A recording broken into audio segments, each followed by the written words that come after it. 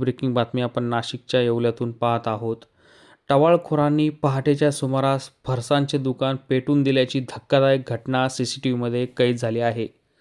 येवला शहरातील वर्दळीच्या ठिकाणी असलेल्या विंचूर चौफुल येथे डॉक्टर बाबासाहेब आंबेडकर यांच्या पुतळ्याजवळ असलेल्या तृप्ती फरसाण या दुकानाला टवाळखोरांनी पेट्रोल टाकून पेटून देत मोठी धक्कादायक घटना CCTVमध्ये कैद झाली आहे. दरम्यान येवल्यातील अग्निशमन दलाचे बद्री उमलवार यांनाही या घटनेची माहिती मिळताच त्यांनी तातडीनं घटनास्थळी दाखल होत आगीवर नियंत्रण मिळवल्याने पुढील अनर्थ टळला आहे.